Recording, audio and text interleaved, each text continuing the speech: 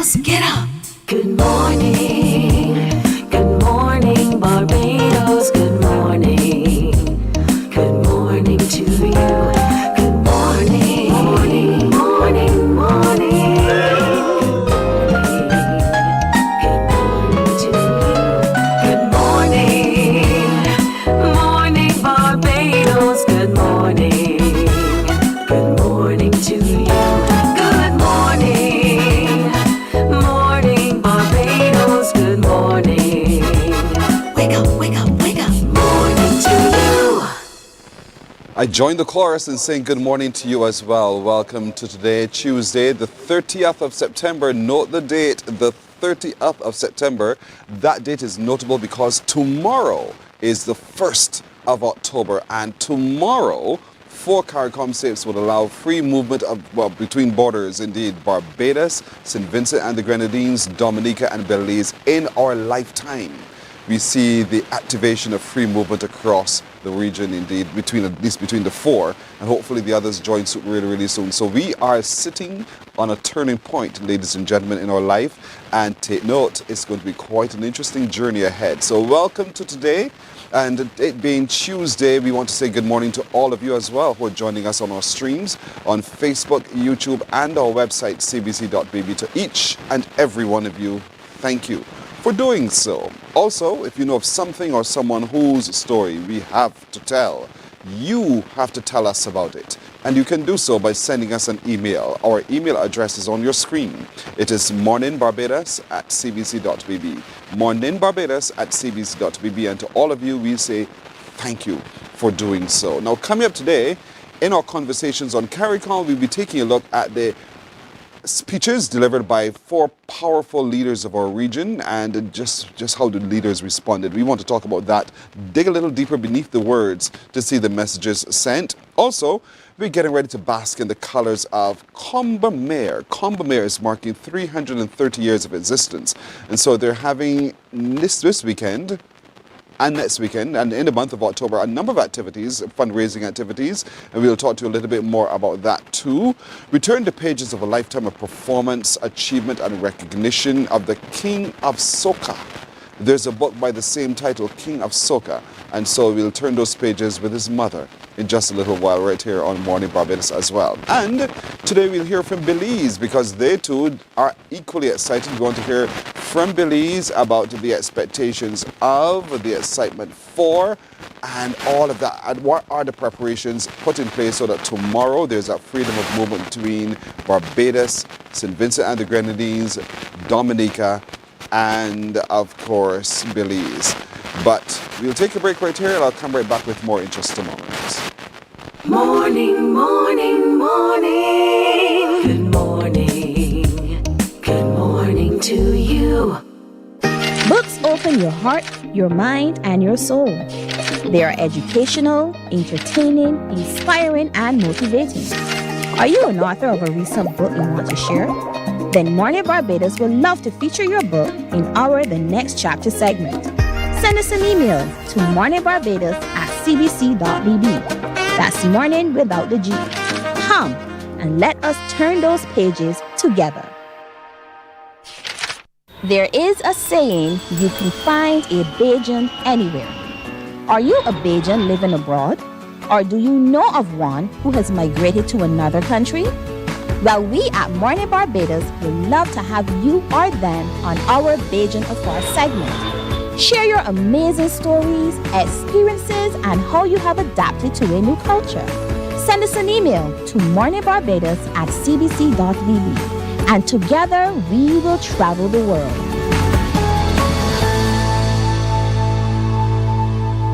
Morning, morning, morning. Good morning. Good morning to you. All right, we're 5 minutes after the hour of 6 o'clock. Apologies for that little bit of scratchiness in the voice a little earlier on. Let's get started in our conversations on CARICOM. We're excited to have, as always, Barbados Ambassador to CARICOM, His Excellency David Kamushong, who's with us this morning as we dig deeper beneath the UN General Assembly recently held and the speeches made by our leaders. Good morning to you, Ambassador. Morning, Pearson. I think, like every CARICOM, Caribbean National, we sat and we watched. We waited for, first of all, and then we watched, and we saw saw our leaders rise up and they took to the stage and they delivered on the Caribbean's behalf. I know we could share everybody's, but we can't share everyone this morning. And we picked up just those who are a part of this new freedom movement happening from tomorrow, because we want to hear what they're saying. What was outstanding to you from the pronouncements of the leaders of the Caribbean from this last UN General Assembly?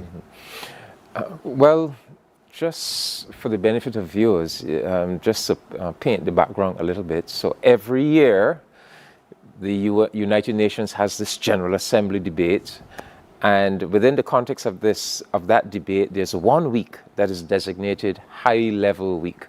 That's the week when the heads of government and heads of state, representing all the different countries of the world, come and make their addresses. So every year, typically on Mornin Barbados, we do that. We look back at CARICOM at the high level session of the UN General Assembly. But as you noted, this year, maybe we could have chosen any of the 14 CARICOM heads, but we decided to look at the 4 who will be doing the free movement regime. So this year, like all other years, it gives our leaders an opportunity to go on the world stage and address the issues that are most urgent from our perspective. And of course, crisis in Haiti, the climate crisis is always very high on our agenda. The lack of financing and the lack of fair treatment for small developing countries like ours.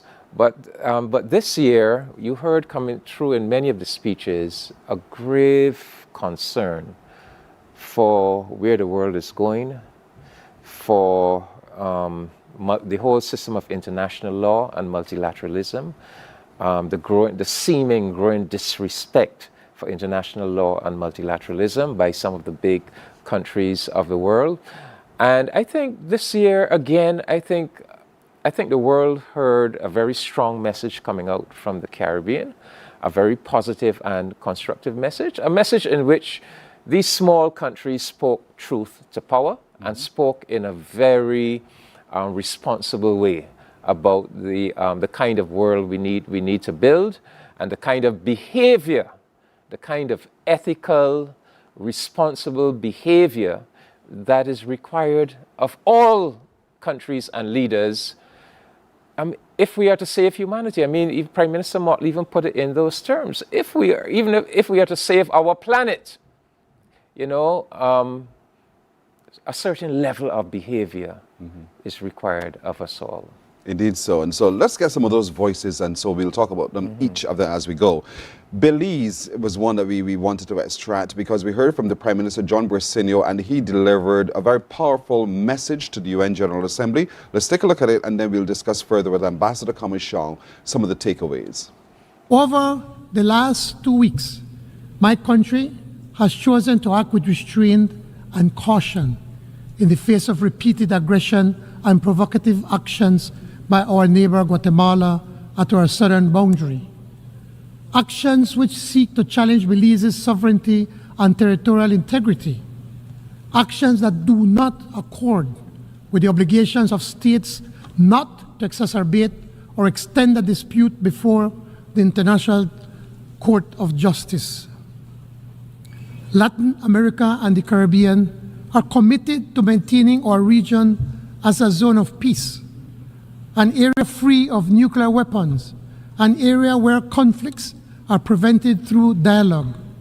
And it is for this reason that we are concerned about the serious implications of utilizing military tactics against civilian vessels in the Caribbean Sea. Madam President, for 44 years of independence, Belize has been a peaceful and welcoming nation. We have been a refuge for those fleeing war and terror from countries near and far.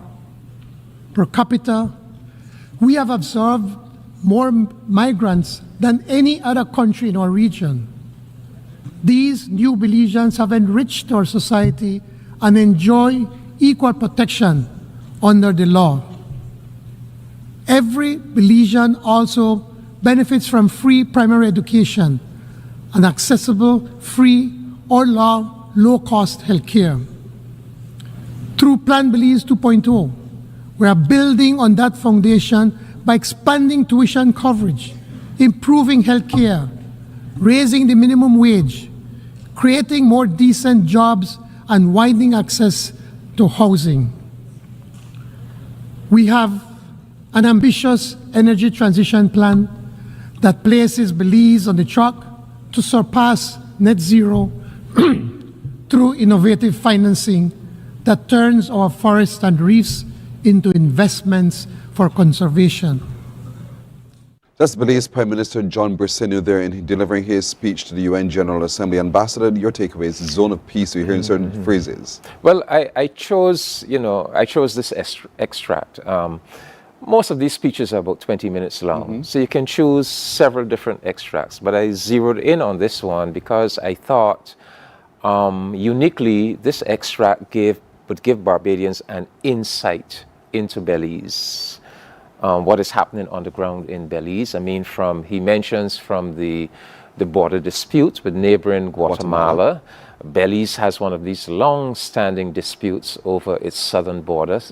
Guatemala, just like with Venezuela and Guyana, Guatemala has claimed some of Belize's territory. Of course, CARICOM stands with Belize, and that matter is now before the International Court of Justice. So the ICJ will rule on it, and we are very confident it will rule in favor of Belize. But every now and then, there are those provocations from the Guatemala side, right? So he mentioned that. So it's important that Barbadians know that, especially if some Barbadians may be thinking about moving to Belize. And then he gives a good description of the progress, the social and economic progress that Belize is making, and the fact that Belize has always welcomed. Belize has been a refuge. Where Belize is situated in that Central American region, Belize is like a beacon of stability. And quite often, neighboring countries, you get refugees coming in, and Belize has a reputation for absorbing these incoming refugees and migrants. Then, yes, he mentioned very importantly that our Caribbean is a zone of peace. And the disquiet that the government and people of Belize feel at this, what is unfolding in the Southern Caribbean, with these American warships simply blowing small vessels containing human beings into oblivion. No arrest, no trial, no conviction, no proof. And we all find it very, very disturbing. I don't know. I mean, the only CARICOM country that doesn't seem to find it disturbing is Trinidad and Tobago. But for the rest of CARICOM, this is very, very concerning.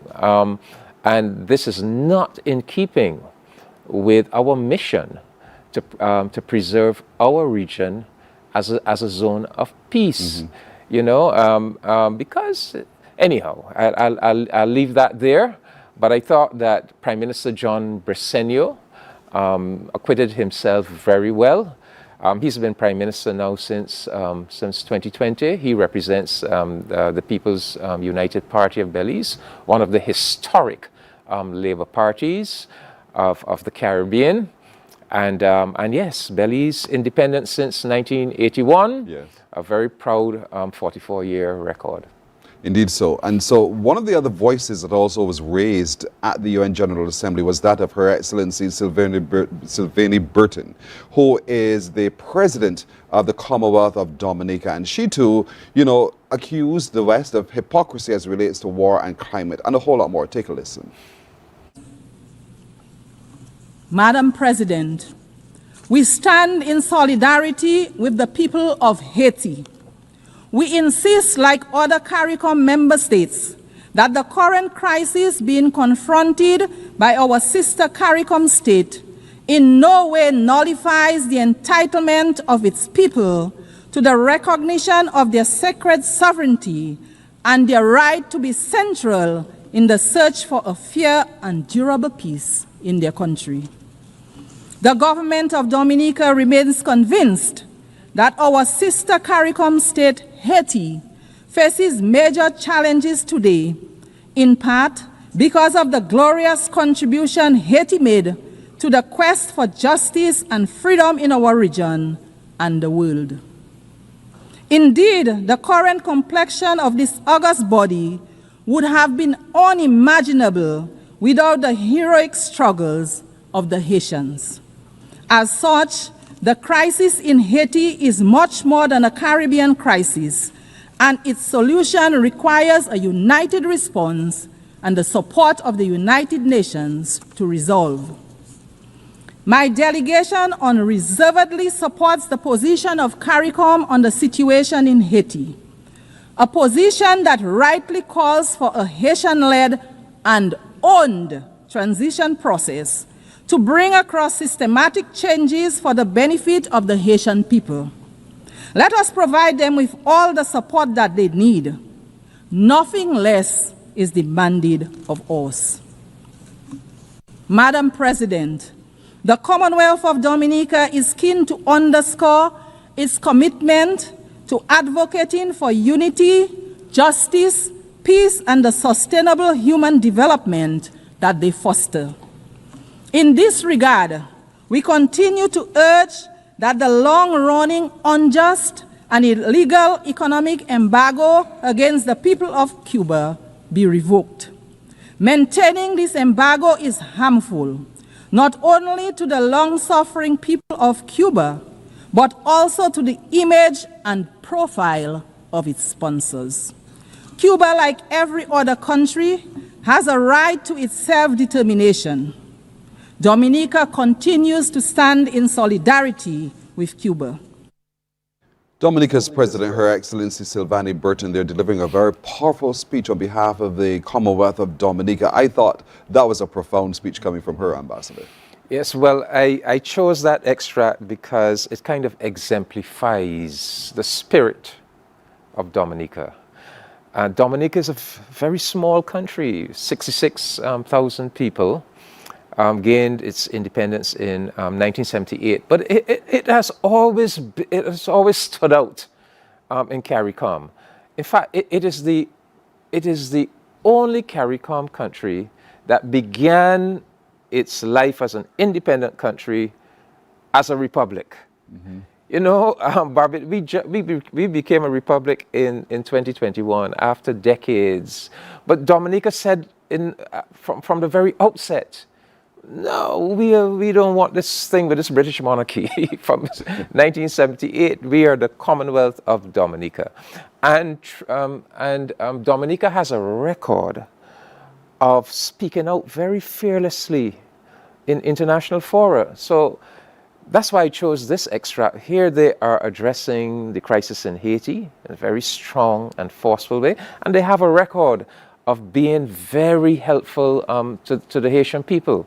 You know, Dominica has absorbed a number of Haitian migrants, for example, and then speaking out in defense of Cuba, you know, exemplifying that long-standing CARICOM solidarity with Cuba and demanding the end of this U.S. embargo on Cuba.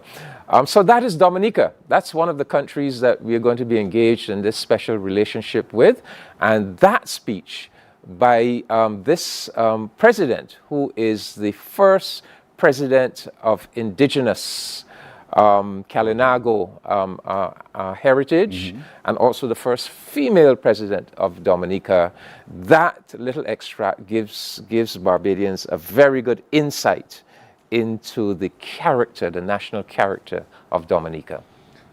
And that's only the beginning. We'll take a break here. We'll come right back and look at some other presentations from St. Vincent and the Grenadines and from the Prime Minister of Barbados as well in our conversations on CARICOM in just a moment. Morning, morning, morning. Good morning. Good morning to you. God will not give you a job. God will not call you to do something and then not give you the capacity to have it, to make it happen. He will give you the resources. He'll give you the people. Not only will He equip you with ideas, but He will equip you with favor. as he did Nehemiah. Turn on the latest episode of Infinite Possibilities only on CBC TV8 every Sunday at 1:30 p.m. Sponsored by Covenant Life Teaching Center. Welcome to Nature's Discount, the ultimate health food store. At Nature's Discount, we have thousands of quality products at great prices. Hi guys, Dottie here with Nature's Discount, and today we are talking about solar ray, microbiome, probiotics, and why you should be taking them. And we have well over 3,000 amazing products to help you get healthy. For your health tips, tune in to CBC TV8 every Monday, Tuesday, and Thursday for Nature's Discount, sponsored by Get Healthy Incorporated. 98.1 The One. Your Morning, morning, morning. Good morning. Good morning to you. Our conversations on CARICOM continue now with Ambassador David Kamashong, Barbados Ambassador to CARICOM, as we take a little deeper look into the speeches delivered on behalf of CARICOM by the leaders of CARICOM at the recently held UN General Assembly.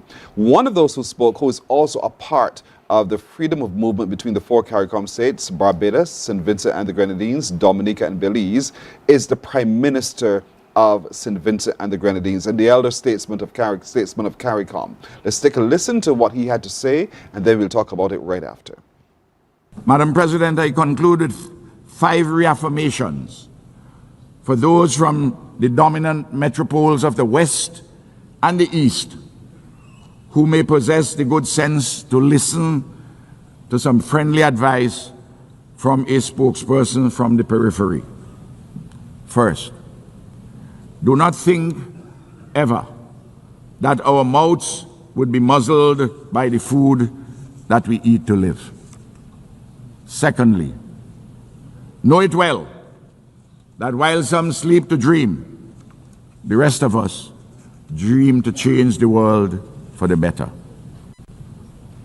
Thirdly, we have a voice, and this voice will never be stilled. Fourthly, we are not better than anyone, and no one is better than us. And finally, we too have a history of civilized life and living with a trajectory for further advancement and ennoblement. We are not appendages of any other nation.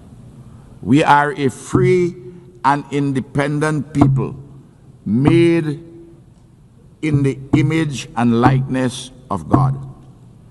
We are the embodiment of the idea of St. Vincent and Grenadines. We are friends of all, and we strive for a better world. We are a small nation, demonstrably like other small nations, capable of mighty deeds. Excellencies, we are small states, but we have an important role to play in global affairs to the betterment of all. Imperial giants and hegemons, whether from the west or the east, must not hold us back. Together, we have an obligation not to desecrate our future. Thank you. I'm obliged. And we're equally obliged, St. Vincent and the Grenadines, Prime Minister, indeed. And so here we are, Ambassador, powerful speeches by powerful leaders of the region. And I mean, for emphasis, it was banging the podium with it, because it must not be misunderstood that we will not be muzzled by the food you feed. We are free, independent people. And so, standing there so powerfully, what did you get from that speech? Well, the comrade. And that's how Prime Minister Gonzalez is known in St. Vincent and indeed all across the region, the comrade. The comrade was really expressing our CARICOM creed. Yes, he framed it in terms of his own country, St. Vincent and the Grenadines, but I dare say it applies to our entire community. And he was making a declaration. He said, I am reaffirming before the world community, this is who we are, and we want you to know. We may be small, but don't underestimate us. Don't take us for granted. And I thought that was a beautiful message to send to the world. We are a sovereign, independent people. We are a civilization in our own right. Mm-hmm. Don't you dare try to trifle with us or to hold us back or to subvert us in any way. And yes, that's a message that the world needs to hear. At a time when it seems as if there are powerful countries intent on taking us back to a situation of might makes right, where it seems as if it is okay, to trample on those smaller and less powerful. This was a declaration coming from the Caribbean community. No, we are not going to stand for that. And we want you to know where we stand in this world. And perhaps, and you're quite right on that, perhaps what most people would agree would be the orator of the Caribbean. I keep saying everywhere, this is the Caribbean's Prime Minister. Barbados Prime Minister Mia Amal Motley stood up to address the UN General Assembly. Let's listen to what our Prime Minister had to say.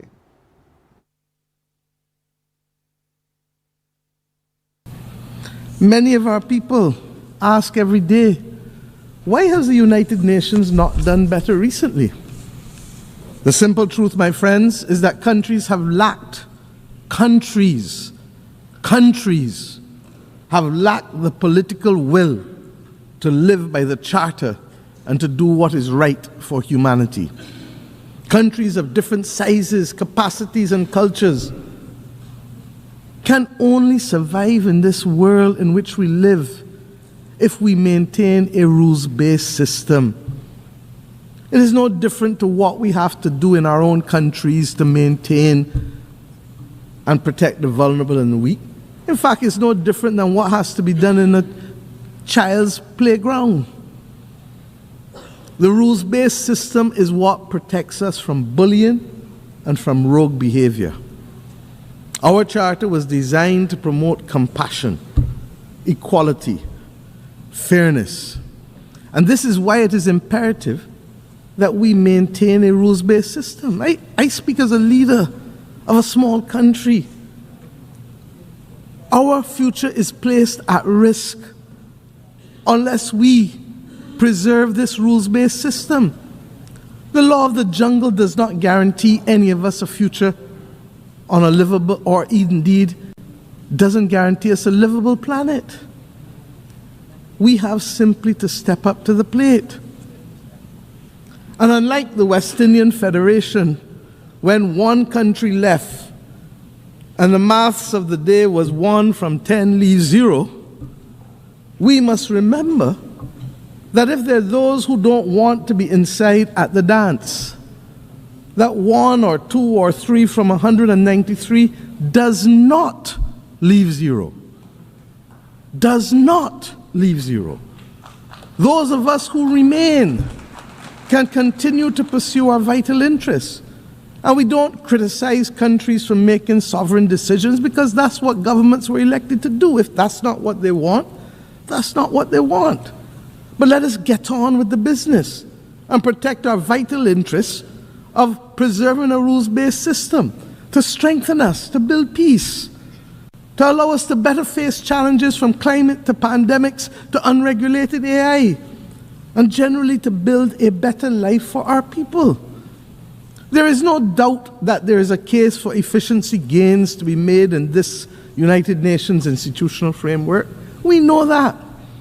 But once we finish the efficiency gains, member states who want or need a rules-based order must put their money where their mouth is. If we are to be protected by a rules-based system, then we must step up to the plate and provide the funds to bridge the gap, to deliver the results that we desire. We must move from short pants to long pants and understand that we can no longer complain about the absence or behavior of a country and not ourselves be prepared to make wrong things right. It is as simple as that. And believe me, the arithmetic is not bad. It is within each of our reach to reach there, to do it. And let us remember the Aristotelian principle: equality among equals, proportionality among unequals. Need I say more? That's Barbados Prime Minister delivering her speech at the UN General Assembly. Again, the rules-based system. Yeah. The rules-based. She emphasized that over and over again. But I asked, I liked when she asked, why hasn't the UN done better?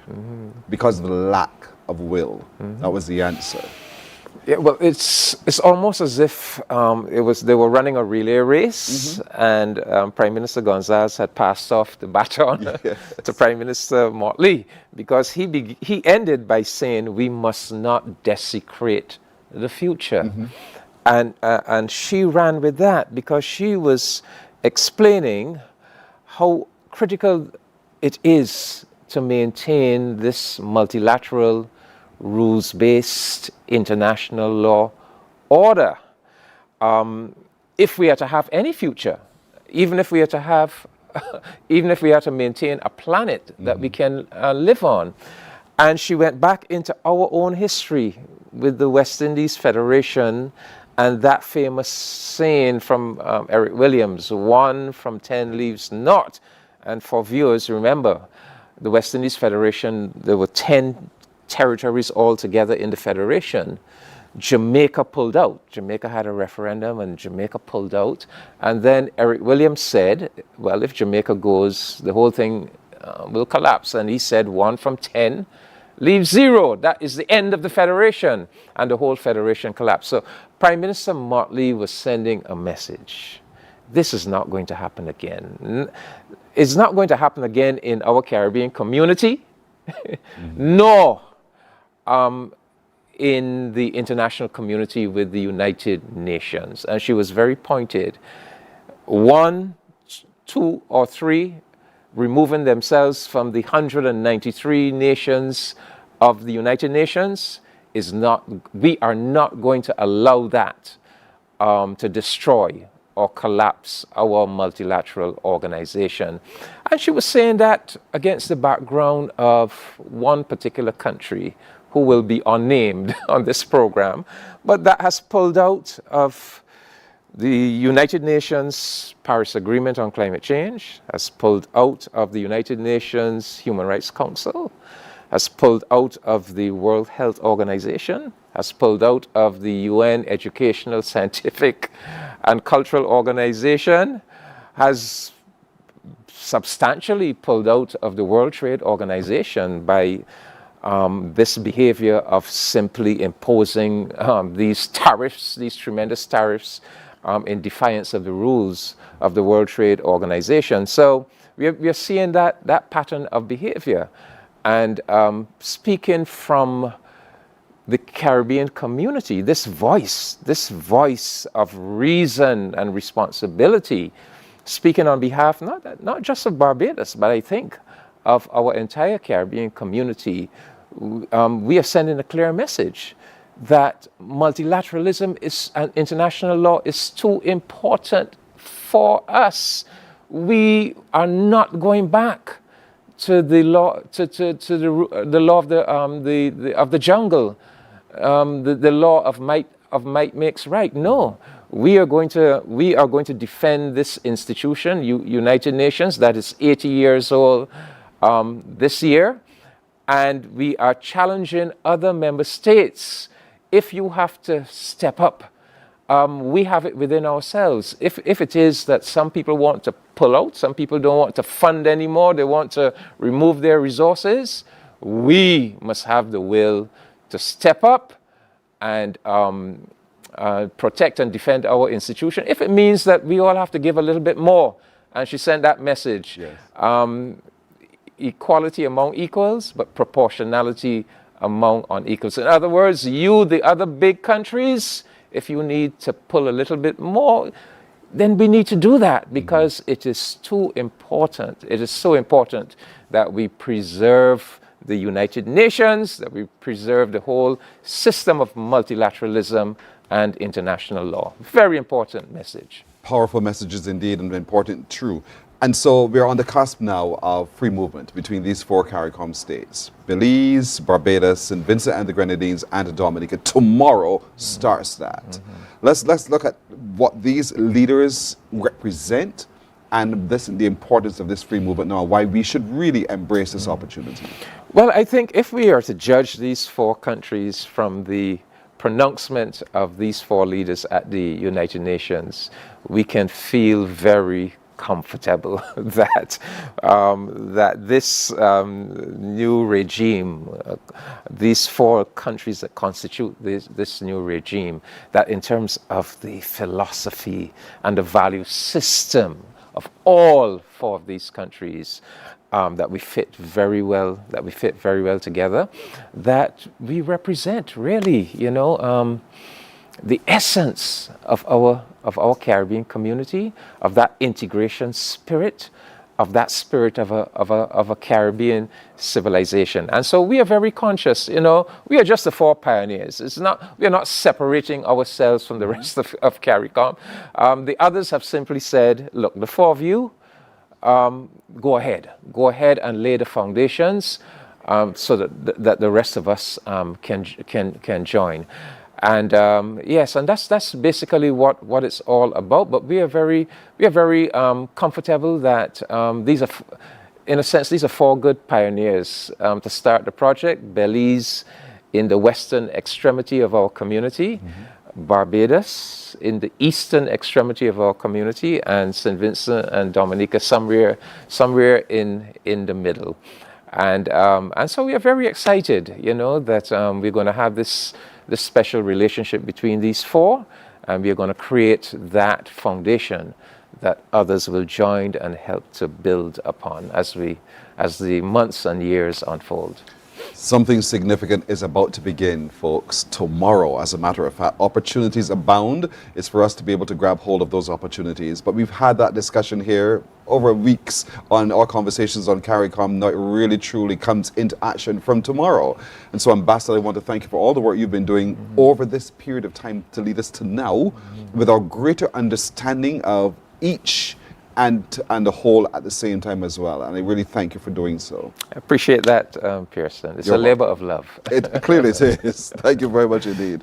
And that's it for our conversations on CARICOM this week. Morning Barbados takes a break right here. We're back in a moment.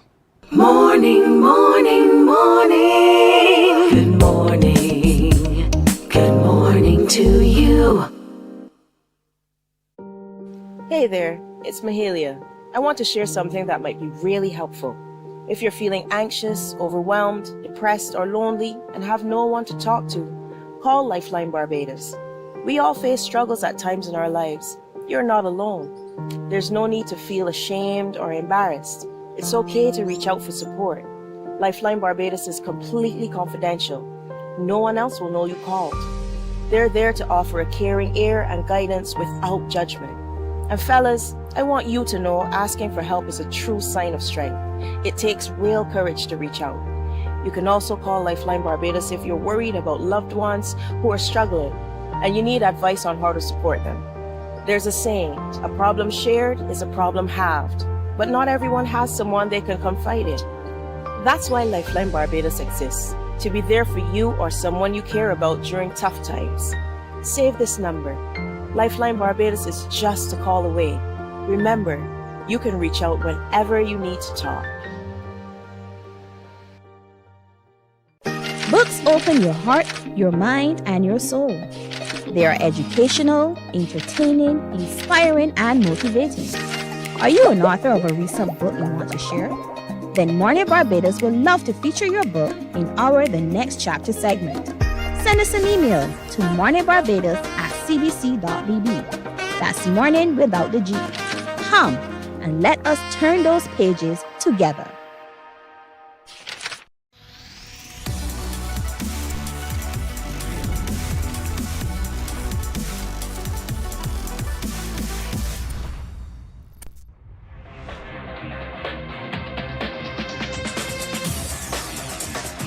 Week after week, Scold presents exciting reports and documentaries on the most varied topics of our time. Spectacular developments and innovations, lifestyle and trends of tomorrow, mobility and tourism, health news, highlights from art and culture. Each contribution grabs the viewer with extraordinary images and stories and takes him into fascinating worlds which he experiences here exclusively and up close. Morning, morning, morning. Good morning. Good morning to you.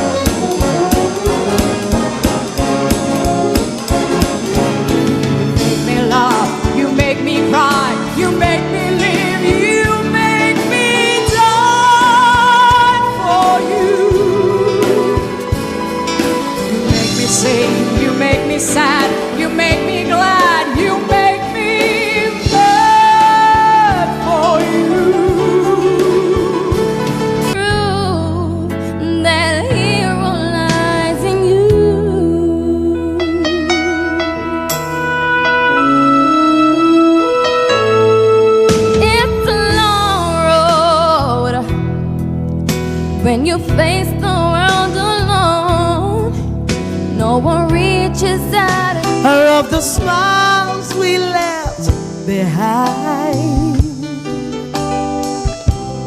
smiles we gave to one another, of the way we were. Oh, the way we were, Paula Hines. Did you see the right excellent Robin Rihanna Fenty right there? Yeah, Colors of Combamere. It's back, baby. Combamere marking 330 years of existence of delivering education and opportunity for thousands and thousands of Barbadians indeed who passed through those hallowed halls. And I'm happy to be joined this morning as we delve a little deeper in what to expect this year for Colors of Combamere by Mark Ince, who is a board member, who is also with the 2021 Combamere School Trust, and with him is just an old scholar, David Strong. Gentlemen, good morning to you. Good morning, President. Let's get down to business here. Again, excellence is what Combamere is known for, right? Correct. It's not right. just education. Not just education. All wrong excellence. Uh-oh. You got to forgive me, just getting a little nostalgic with that clip. Yeah? Whoa. What was about it? Oh man, that was the first Colors of Combamere concert that we staged on November 14th, 2004. And there's an interesting history behind that. You saw the right excellent Robin Rihanna Fenty there. And it birthed itself about August of that same year when we were meeting with in the principal's office, the Old Scholars Executive Committee. And Roderick Roach, who by that time we were left school 2 decades before, who had just found music and was enjoying it, had come across so many Combamereans in the music industry. And he leaned back and he said, if we could find enough Combamereans to stage our own show. And the principal said, whatever you do, intersperse it with present students who were actually doing music and were pretty good. And he says, and when you do, please insert a young woman called Robin Fenty, because she just won a talent show and she exemplified popularity and the Combamere spirit. Whatever you do, include Robin Fenty. The rest is history. Yeah. Because it was out of that performance. Out of that performance. Yes. And I was part of that group that had that, and it's just so nostalgic to see Paula and TC, and then the Waterford Music and Cultural Society band, the brass section, and the Pernal Farley. It was so nostalgic just though. So okay, nostalgia aside, you've set a good foundation for what we know is what we can expect coming up later in October. Right. So let's talk a little bit about what to expect in October. Okay, so on the 18th and 19th of October at the Frank Cameron Hall, we will be doing Colors of Combamere. But we're doing this one in recognition of the 330th anniversary of the school. So we thought that, that would be something good to portray the excellence that exists within Commermere. I think a lot of people know that Commermere is also a music school, and we've produced a whole host of musicians. We mentioned Robin Rihanna Fenty, but we got Arturo Tapin, we got fellas that have played on many of the bands, Coalition, right back up. So we're gonna have 2 shows. They are not the same, so we are we are inviting and suggesting that persons attend both. But we have a whole host of people on the stage for the 2 separate nights. Yeah, the actual name of the concert is the Colors of Commermere 330. So that is in recognition of 330 years of the school's existence, and it's produced by the 2021 Commermere School Trust under the chairmanship of Mr. Andrew Bino, who everyone in Barbados knows, and who is an unrepentant Commermerean. Andrew sits on that board. And as Andrew mentioned, as Mark mentioned, the shows are going to be different. Yeah. Primarily music, but they're going to be different shows. And Mark is recommending, and I am strongly recommending that you take advantage of the offer, because it's $120 per night, but $200 for the entire show, Saturday and Sunday, the 18th and the 19th of August, 7 p.m. And if anybody knows anything about the Frank Kalama Hall, when they said 7 p.m., 6:59.59, they started. It starts indeed. And gates will be open 45 minutes in advance, so we expect that people will be early. And I expect that the hall will be full, packed to capacity. One of the issues that we had when we started this, and when we started to list the names, and this is back in 2004, of the potential performers. This is ex-Commermere students. Right. Our problem is how to fit all these into one show, because the idea was that this was just going to be an introduction to what Commermere has to offer. So it's going to be revenue neutral. You're just going to pay our costs. And we had to try and squeeze as many people into this 2-hour program. To be honest with you, I'm going to use a cricket metaphor. We knocked it over the boundary, over the pavilion. We did, and that you lost the ball. We lost the ball and fought the bell. That's basically what we did. And so we decided to do this every year. But then it became a real burden, a financial burden. So there was a lull, and now we're going to be reviving it. And you talked about the burden, because there's though we pay at the door, we know you're not paying at the door, we're not box offices indeed, but they're raising these funds for a reason. Correct. Yes. Let's talk about that reason. Okay. So the 2021 Commermere School Trust, as the name depicts, was formed in 2021.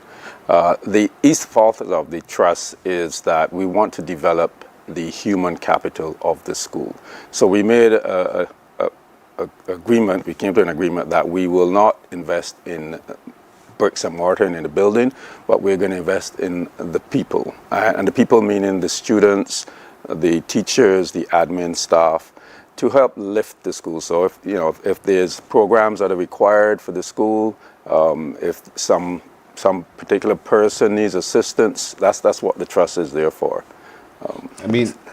Pearson, can I add to that? Because what we've discovered over the years too is that financially, it's just a little push to bring some students over the edge. Yeah. And it was remarkable, because we discovered of years of doing this and evolving to this stage, that sometimes students just need not even a leg up, just a holding of the hand to pull them forward. And some families lack the resources. So this is where the trust will come in, and where we'll continue to do this work. Yeah. Commermere has created for itself such a community of Commermereans alone.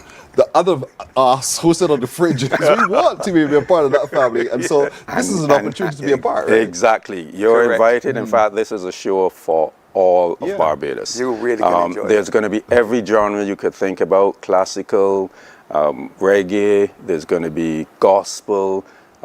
Anything you can think about, it will be there. And there's going to be performances that everyone can relate to, and we are inviting the entire Barbados to come out and view the show. You're quite right. I mean, we get to box offices in a minute, but let's call some names of who are going to be on stage at Colors of Commermere. I can't wait. Let's call some names. I know Chantal Martin. Well, she performed at our original at an 11-year-old, and she's back now as a classical singer. As a big hardback woman. Yes. Still singing beautifully. A voice of an angel. Oh, yeah. We have Joy Knight, who everyone knows is the master conductor. Of course. And she is going to be conducting the orchestra. And I'm telling you, that is something to behold. It really is something to behold. Dion Timothy, an excellent soprano, a wonderful, wonderful voice. Dwayne Gill, who plays how many instruments? I can't count how many instruments he plays. You're right, about 10. We're going to have a sax quartet. We're going to have things like the WMCS, the Waterford Music and Cultural Society, founded and conducted by Pernell Farley. Right, and he has. You saw excerpts of that earlier in the clip. So that's going to be part of the performance. And we can also have a piano treat, and that's just on night one. Huh? That's on night one, and night two is different. Because we have people like Paula Hines, who brought the house down in our inaugural performance. She really did. And I was saying to Margaret in the wings earlier that, David, you were here when you saw the birth of a star. That was Robin Fenton. I said, yeah, star, but we didn't expect it to be a supernova. I mean, she's no global. She doesn't belong to us any longer. She belongs to the world, And you will also see a clip of TC. That's right. TC will be back there. Back again. You saw the versatility of TC. She's a calypso, but she spans such a wide genre of music, And Kofi and Kamani Jilts, two young saxophonists that they seem to compete with each other on stage, and it just turns out to be just a real thrill to watch. Two brothers, my dude. Two brothers. And as they did then, there's a group which they call the Next Generation, which is a group of students. So we will also be showcasing the We have students. Mark Ford, who is a steel panist of great note. A great note and Caribbean repute, of course. And we're going to have a very special guest performer on Sunday. Friend of Commonwealth School, red plastic bag. So look for it. And you know how he likes to close the show, right? Got that right. Everybody up and moving. Everybody. Something could be happening. Something's going to be happening all through Spring Street. At the end of the day. Yes, all right, with all of that said, and every reason why we have to go on both days, we need to get our tickets. $120 a night if you choose to go per night, or $200 covers both nights. That's your season ticket. And if you look at your screen, ladies and gentlemen, you'll see the details at the bottom of the screen as well. But let's talk through box offices where people can get tickets. So they can get them online at ticketnation.bb, or they can get them at Emerald City or Carlton A1, or then you can get them at the other Ticket Nation box offices. So there's Starcom, there's Nation Fontabelle, there's Empowered, there's Trees Classic Boutique, A&B Music, all of the Ticket Nation box offices they can get tickets from. For sure. And listen, if the first one was an example, you understand what's happening here. You've got to get your tickets fast. These tickets are going to go. They are priceless. In other words, they have great value. And so don't miss your opportunity to be a part of the Colors of Combermere 330, beginning at 7 o'clock each evening. Each evening. Promptly. Indeed. Dress code. This is not a fete. Tastefully casual. That's what that's our term. Tastefully casual. Person, is it appropriate to acknowledge our sponsors? Sure. Yeah, well, we have sponsors Wine World, Capital Radio, CBC, of course, here now, Starcom and the Port Authority. They're our principal sponsors. So I'd just like to thank them and give them a shout out here. I say well done, well done. All of this is really for the children, the people, the staff, the ancillary staff, everyone who are part of the community of Combermere. And so Colors of Combermere requires all of us to be a part of it so that we can empower and uplift, just push that child, that teacher over the line, hit the ball out the park. Hit the ball, over the pavilion. Over the pavilion. Lost the ball. Let's try with the cricket metaphors. Go hunting for the ball. I hereby W an honorary Combermerian. God bless you, man. Appreciate it. Let's all be tastefully casual and find ourselves in the Frank Cullimore Hall on the 18th and the 19th. There are 2 separate shows. I say go to both because both A-class shows, and for all of it, this is all part of your assistance of it. I know you're also welcoming donations. Let's talk a little bit about how we can do that. All right.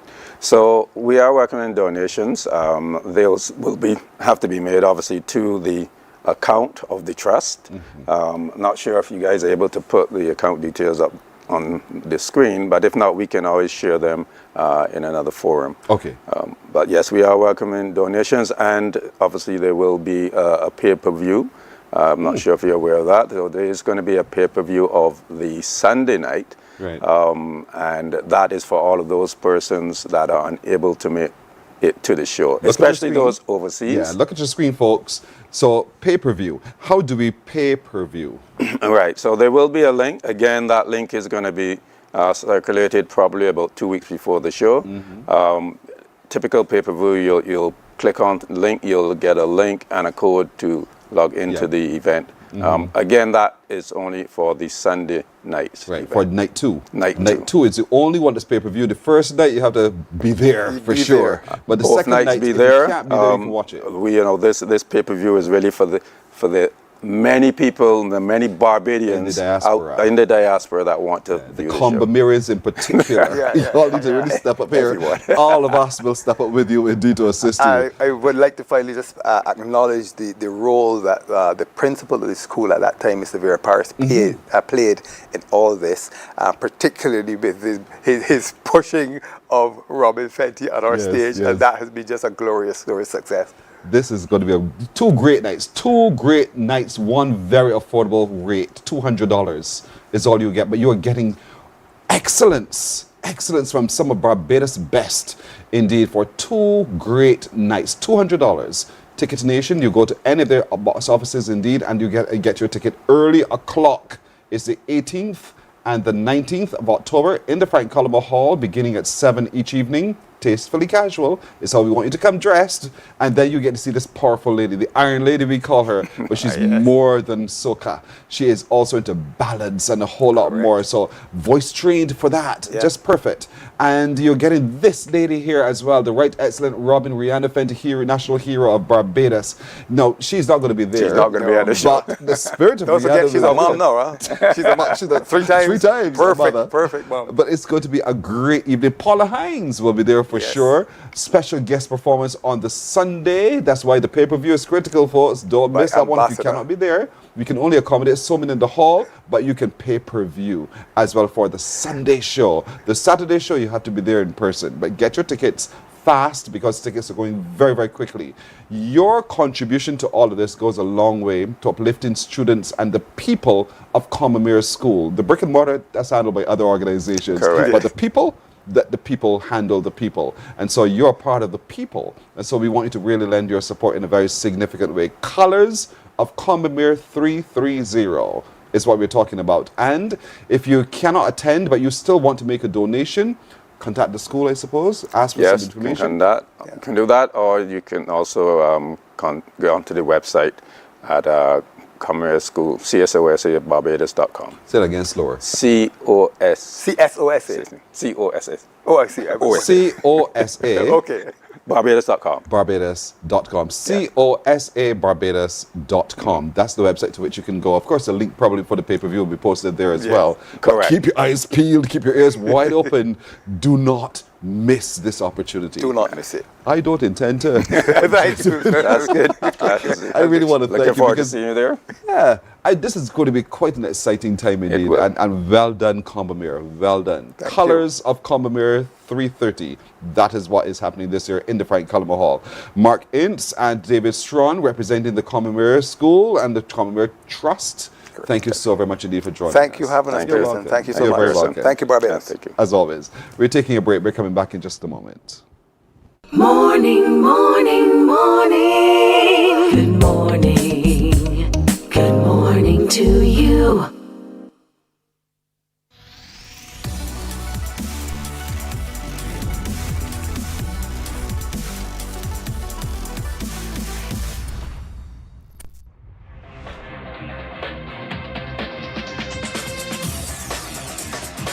Week after week, Scald presents exciting reports and documentaries on the most varied topics of our time.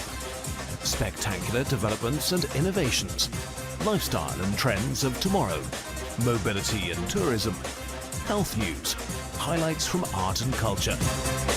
Each contribution grabs the viewer with extraordinary images and stories and takes him into fascinating worlds which he experiences here exclusively and up close.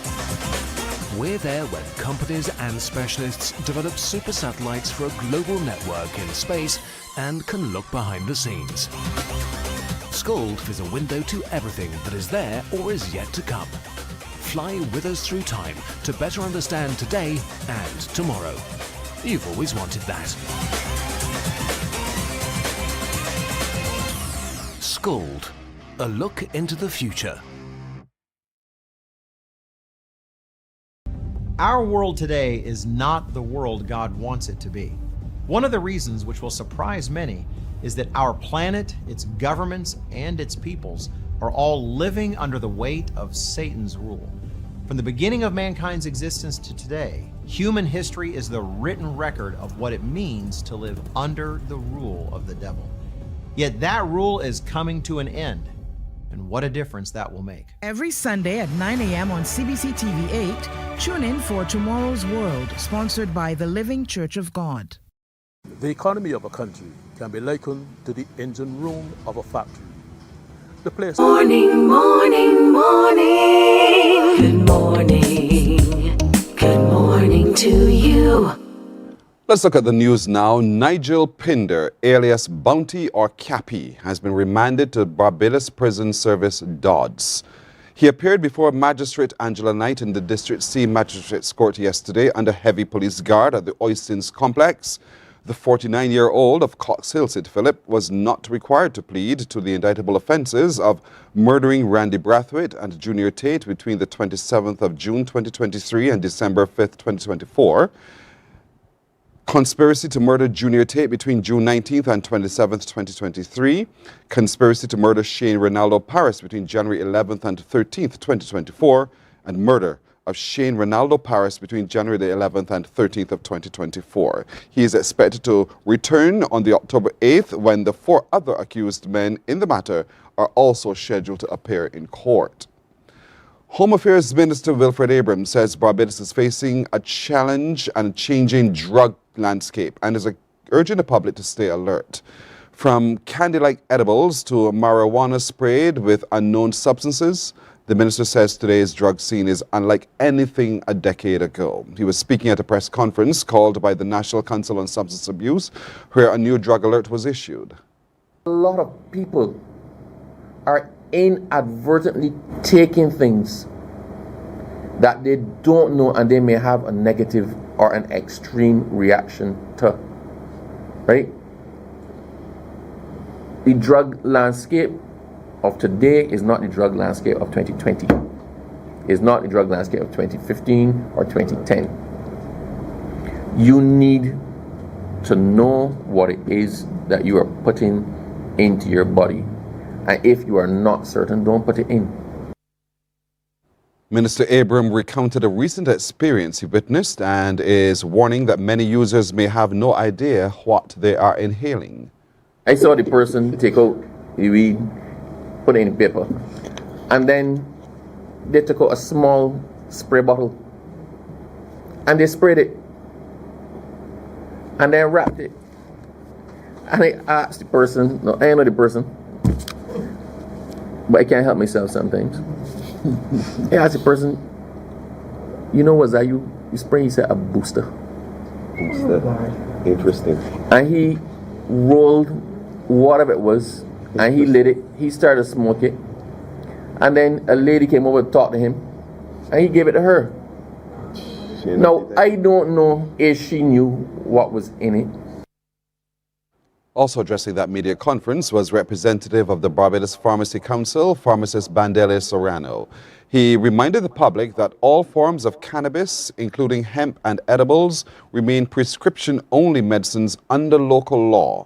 Mr. Serrano also noted that the council was established in 1973 under the Pharmacy Act and regulates pharmacies, premises, and all medicines entering the island. Present Drug Abuse Act states that any constituent of hemp, so hemp in Barbados is hemp in Barbados is considered a prescription-only product.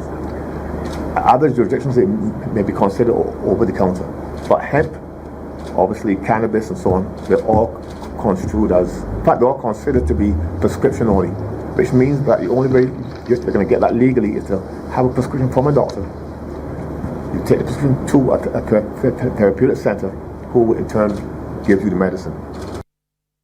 He warns that edibles and products packaged to attract children are illegal and only prescribed medicinal cannabis is allowed. Barbados did not intend that edibles would be a part of the act as well. There's a prescribed manner or also a prescribed presentation for the products, and that is not that. And there's only one way this country expects, or the Ministry of Health or the government expects you to get medicinal cannabis through a prescription. A new line of Chinese vehicles has been unveiled in Barbados. It comes from the Guangzhou Automobile Group company, and the vehicles were on show during a ceremony held at the graduation tents on the KFL campus of the University of the West Indies. That event was attended by business people, industry officials, and automobile enthusiasts. Trevor Thorpe was there. A vibrant cultural presentation featuring fire eaters and dancers marked the grand entrance of the Guangzhou Automobile Group Company Limited GAC vehicles into the Barbados market. A new feature of the launch event was night test drives introduced to enhance customer experience. General Manager Andres Green tells the Business Report this initiative strengthens Courtesy's position in the automotive marketplace as they prepare to welcome the full range of GAC vehicles.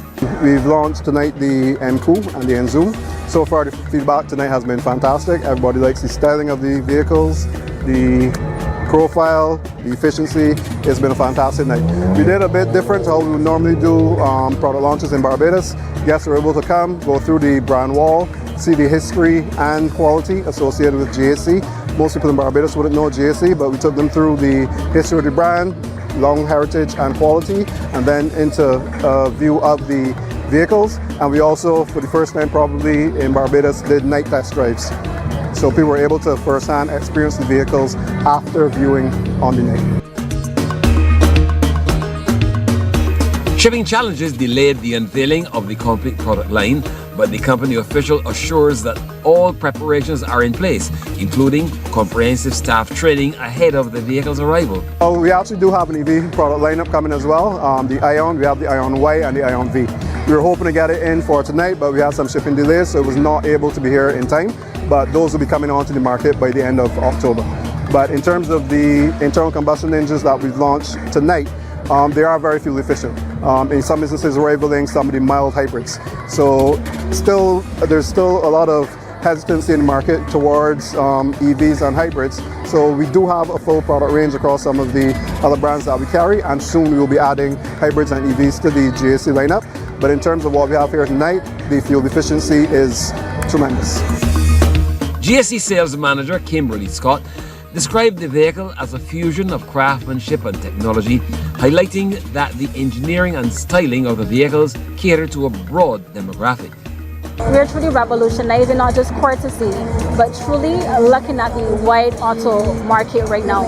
I would say that GAC is fun, is fresh, is exciting, and again, with our slogan, craftsmanship meets technology, we have sleekness, and we have vehicles that have amazing features. Something that you yourself would definitely want to drive. The GAC company has a long history in the automotive business, having started as a parts manufacturer in 1948. Trevor Thorpe for the Business Report. Now to sports. Nepal created history by brushing aside the West Indies by 90 runs and securing an unassailable 2-0 series lead in their T20 series yesterday.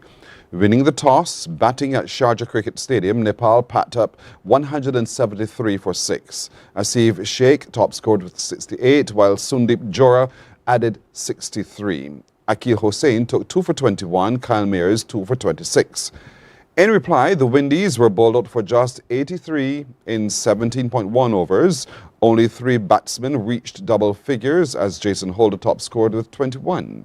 Mohamed Alam was impressive, taking 4 for 24 as the hosts secured their first series win against an ICC full member nation. Look at the highlights. Oh, now this is surely going to be trapped LBW. Cleans him up. Exceptional bowling. Hit it straight down the ground by Koshalmala.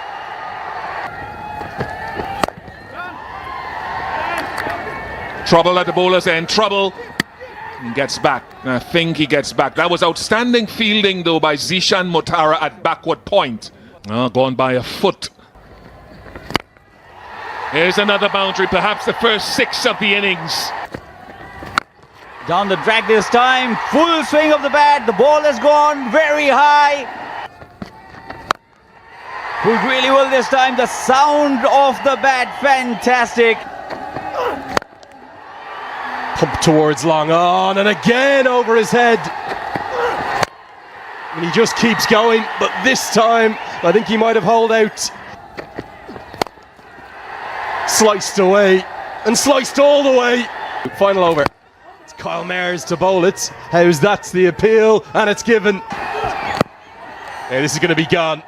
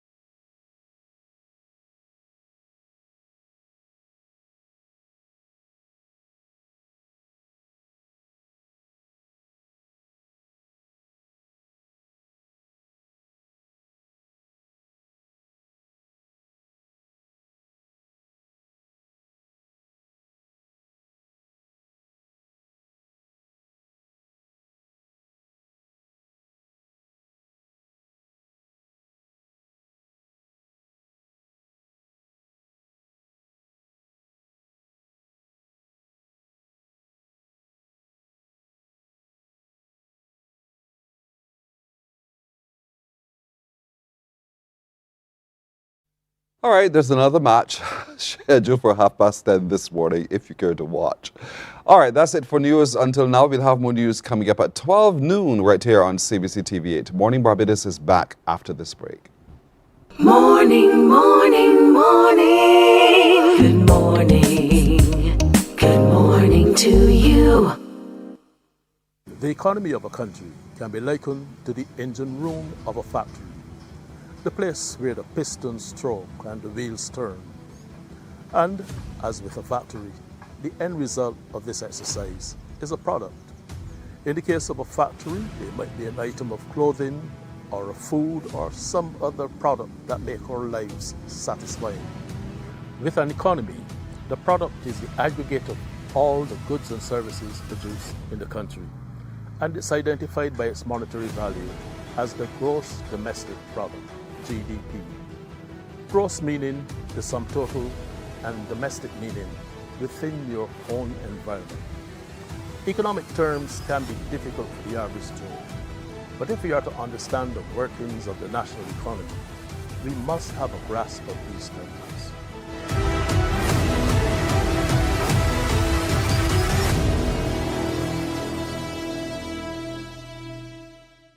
Some ask, what makes Barbados so special? We at Mornin Barbados say it's you, our exceptional youth. You are talented, resilient, and inspirational. You are the epitome of the Barbadian spirit, testing the boundaries of your creativity. If you are an entrepreneur, artist, baker, designer, author, or have done anything you think should be highlighted, email us at morninbarbados@cbc.bb. Let us show the world our exception.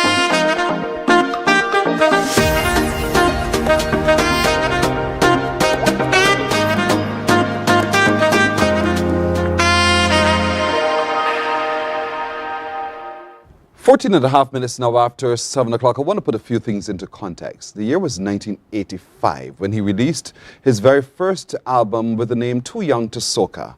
Then in 1986, he competed for the very first time in the National Calypso competition with Too Young to Soca. He didn't win. And then in 1987, he competed in the Caribbean Song, CBU Caribbean Song Festival, and he won. We're talking about the man who we know as the king of soca, from that little boy who performed here in Barbados as well, to the man he is and the magic on the stage, Machel Montano. And now there's a book called and titled King of Soca, written by his mother, Elizabeth Montano. She joins me now. Good morning to you, ma'am. Good morning. It's a pleasure being here. Thank you so much for joining us. What does Machel call you? Does he call you mummy or something else? What does he call you? He calls me lady. and has he always been calling you lady all his life? No. Mummy, when he was small.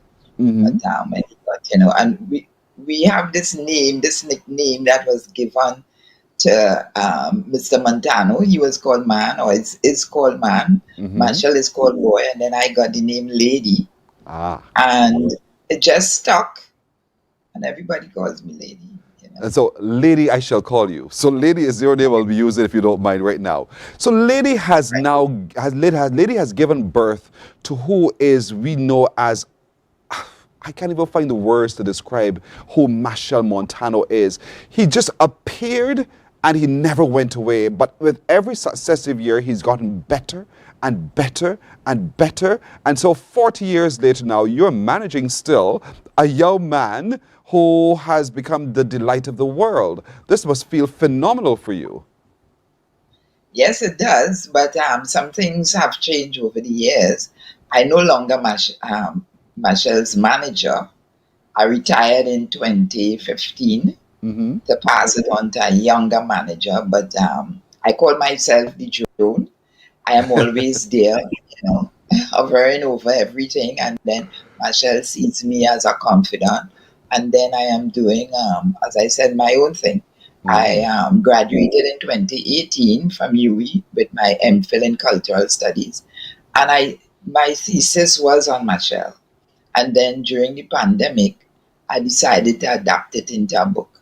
So now I am on my journey of taking my book on tour and sharing the knowledge of his journey. I'm gonna work my way to that as well, what it is you discovered from preparing your thesis. But in 2015, you said you decided to retire as manager. How easy or difficult was that discussion with the superstar Machel? Well, I think we all realized that I was getting older. I am now 74 going on to 75. And I was at the time 65. And I thought that how Machel was progressing, he needed somebody younger and somebody more experienced in the international scene. So therefore when we spoke about it, I was very happy for him to make that move. And Machel is a man that is always, changing. He sort of, he doesn't stay stagnant. Yes. So that I didn't want to keep him back. And he saw his future as something different, something more worldwide. And I gave him the opportunity, and he did find somebody that is well suited. And you're happy with that? More than happy. All right. So your decision then to do your thesis on your son. Nobody would know him more than Lady, his mother. So talk to me a little bit about delving into who he has been and understanding all the pieces that came together to make the superstar he is for your thesis. Did you discover things that perhaps, even though as a manager and even though as a mummy, you didn't quite see? Oh boy. Well, I call myself the ultimate insider. I have been there from day one, always there, every day, every night, every moment, every positive, every negative, every part of his life. I have been there. So I don't think that I was surprised at anything, because I was there, as I've said, foot by foot, step by step, all the time. So that when it came to choosing a thesis, It was very easy for me because I started collecting information on him from 1982. And so that I was able to fall back on that information. And then, as I said, I was totally involved in his development and progress, so that it was easy for me to follow up, easy for me to get to the people that I needed to get to. And then I had him right here for when I needed him, so it was quite easy. And I think it was important. You're quite right. For a lot of us, in 1985, we became a little bit more familiar with who Machel Montano is. But you said you went all the way back from 1982. Now, what happened in 1982 that you would love to share with all of us, or is it in the book? Well, it's all in the book. But it even started before 1982 because I really discovered him at the age of 5. When he started in the music business was 1982, which was, I think 2 years later, because he was 5 at the time. And I did that because Machel used to come to me and my husband with tapes at 5. He would tape different things. And then one day he taped this talent show that we had called Antique. And he was the engineer. He was the host. He was a contestant with his brother. His brother was playing the guitar, and he was singing. He was a judge. He was everything. And he taped it.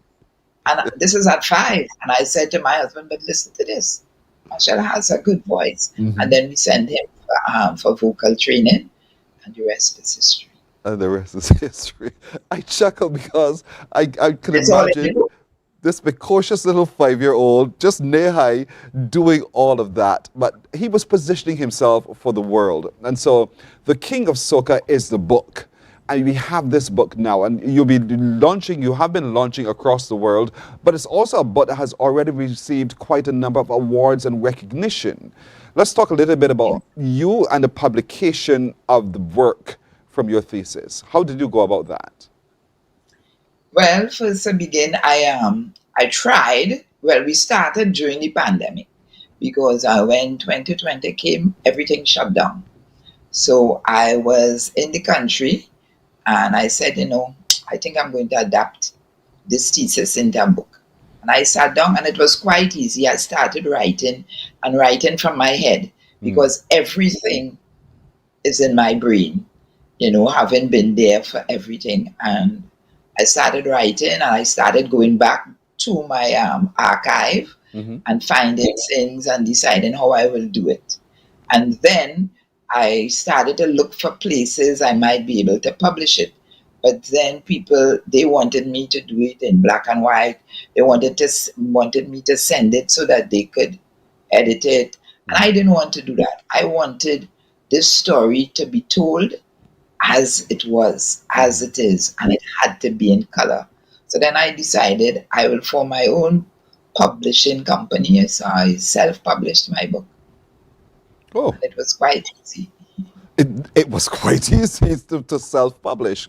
That's interesting. And so you took the pluck, you took the time, and I love the fact that you were resilient and you were resistant to anyone trying to change your process for you. You wanted your truth to be told as you know it and not to be fantasized by an editor who was not a part of the process.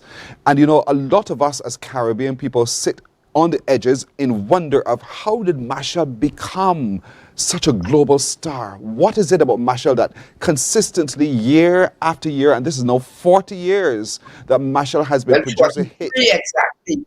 43? It's 43. See, there you go. Even longer. Yeah. Even longer, has been consistently producing hit after hit after hit. And we can list all of them, because we can sing all of them as well. And so for you to be able to sit for just a moment, walk through your memories, compile all of that for the world to see is phenomenal. And then to self-publish is equally phenomenal. Is there any one song by Machel, lady, that you find yourself humming and singing more than any of the others? Oh boy. Well, I think it goes for the years. Because every year when he comes, I'm always involved from the start. You know, he will play these songs for me. But I love them all. But I remember most of all in 1997 when he played Big Truck for me, you know. Yes. Before he played it, he said to me, "Lady, what is the one thing that everybody is omnipresent in Carnival? What is the one thing?" And I couldn't tell him. And then he said, "The big truck." And then he wrote the song himself. Wow. And then when he came to me, well, yes, it was, you know, good. And then he said, "This song is going to be the road march." And this is even before he recorded it or recorded anything in form of even a demo, you know. And this is one of his qualities. He could sight, he could see a hit. Yeah. No matter in what form it's presented to him or how he could see a hit. So when he did that, I said, okay, all right. But at the time, the year before, we had what we call the Bajan invasion. You know, with Alison Hines and Edwin Yearwood, and they were so great, and we accepted them here, and everything was big, and we decided we had to up our game. Right. And Marshall went in with his band, and they recorded at the end of 96 for 97, and I think that album, Heavy Duty, was the breaking point, because in that particular song, Big Truck, he brought these things where he moved from fast pace and he slowed it down, people to take a breather.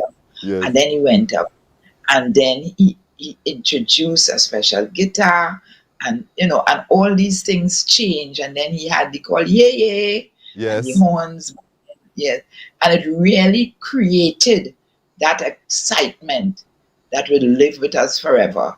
And you'll hear people anywhere, artists, DJs, everybody saying, yeah. You know, listening to you is so much fun. The man could just do it like a boss. And that's one of my favorite songs, just for you to know he did like a boss. And so what I want to do right now, lady, if you don't mind, I'll take a break. When we come back, I want to talk now, having had the book, I want to look at Marshall's reaction and hear from you what his reaction was to the publication of the book. We'll take a break and we'll come back and talk about that in just a moment.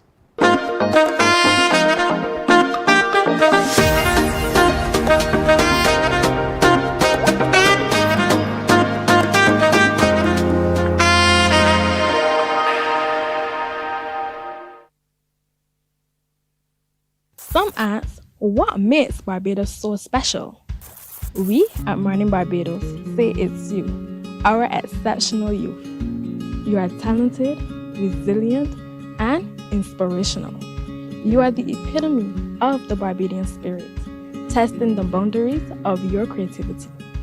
If you are an entrepreneur, artist, baker, designer, author, or have done anything you think should be highlighted, email us at morninbarbados@cbc.bb. Let us show the world our exceptional Bajan youth. From the beautiful shores of the gem of the Caribbean, Barbados, home of the amazing Harrison's Cave, the tantalizing Oystins Bay Garden, our historic garrison, the indigenous road tennis, and the friendliest people in the world. We are 94.7 FM, the ultimate Bajan experience. There is a saying, you can find a Bajan anywhere. Are you a Bajan living abroad? Or do you know of one who has migrated to another country? Well, we at Mornin Barbados would love to have you or them on our Bajan Affairs segment. Share your amazing stories, experiences, and how you have adapted to a new culture. Send us an email to morninbarbados@cbc.bb, and together we will travel the world.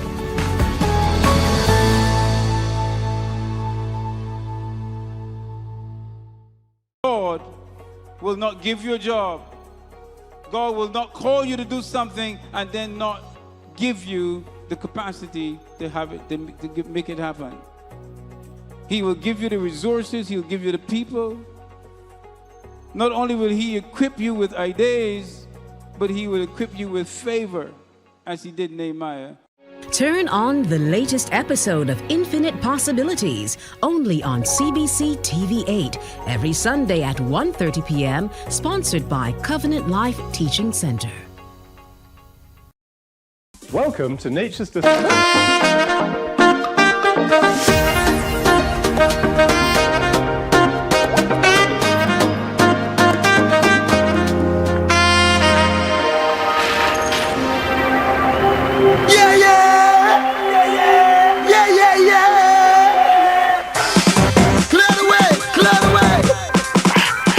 Breaking 10494, this is the big truck passing. Yeah, yeah, yeah. Hey, bang, bang, ding, ding, ding, ding. Bang, bang, ding, ding, ding, ding. What we say? Give me now. Don't ride the truck, mama, ride the truck and jump on. I say ride the truck, mama, ride the truck and jump on. Hey, ride the truck, mama, ride the truck and jump on. Ride the truck, mama, ride the truck and jump on. Say, Tuesday morning, children shout. Hey, from the house they running out. How they want? Jump up on it. What they want? Jump behind it. How they want? Wind up on it. What they want? Run behind it. Run. When they see the big truck coming down, run. Everybody falling behind and run. Follow the speaker song, badang, badang, bang, bang. Hold on to the big truck, mama. Hold on to the big truck. Hey, jump behind the big truck. Hey, wind behind the big truck. Oh, sweet for this. I'm telling you, Big Truck by Machel Montano. And we're speaking with Lady, his mother, Elizabeth Montano, who has written a book in that title, King of Soca. And so she's with us this morning as we continue to not just talk about his history and his contribution to music and his contribution to the world, but also about the book and how you too can begin to have that book in your hand indeed. And so is she with us still? Right there, yeah. Yes. And so there it is. We had to play. We had to play that one. And in the commercial break, I was also doing my own jig to Like a Boss. I am telling you, that was one of those songs I played almost every single day when I was on radio from Machel Montano. It is that big, and so big is his contribution to the world. He truly is the king of soca. So let's talk to me a little bit now about, okay, you self-published, you have the book.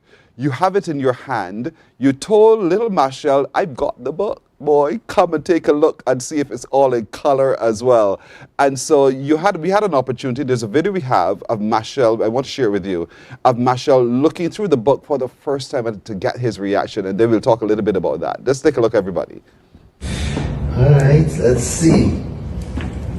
Very nice, very sturdy, looking good. Fancy, nice colors, good looking pictures. Ooh, very nice, colorful. Controversy, I see controversy. I wonder what that is. When you read it, you'll find out. I hope it's not my business you're talking here. Remember, your life is public. I'll have to take that up with my lawyers. But you're looking good. You're looking good. Very good. Congratulations. Thank you very much. I could definitely do with one of these on my coffee table. Oh, God. Good, good. Thank you. Thank you. It was a pleasure. You got the full endorsement, lady, from your son, Machel Montano, that genius to the world, indeed. That must have meant a lot to you to see that he accepted it. He thought it was fantastic. It's looking good. Yes, because when he goes through it sometimes, remember he was small, so some of that in there is a little strange to him, not knowing the background. But he was also involved in helping me put some of these things together, and of course, editing and watching and agreeing, But when that first copy came and he went through, he really, really enjoyed it, Boy. And you know that in there, the facts lie. The facts lie. And so, folks, this book is now available to all of us to see the facts. The facts, according to Mummy Elizabeth Lady Montano, about Machel Montano. Undisputable facts. And so Machel now sees the facts for himself as well. And we can as well. The King of Soca, look at the image on this book, the cover of the book. This is what you'll see. These are giants in Calypso in the region and particularly in Trinidad and Tobago. Let's talk a little bit about what this image speaks to from your mind. Well, that image was 1984. Mm-hmm. Marshall was 9 years of age. He had just won the Junior Calypso Monarch, singing again a controversial song, The Letter, where he was writing to the Minister of Education, say, don't blame me, I'm just following the footsteps of my teacher. And he won the competition.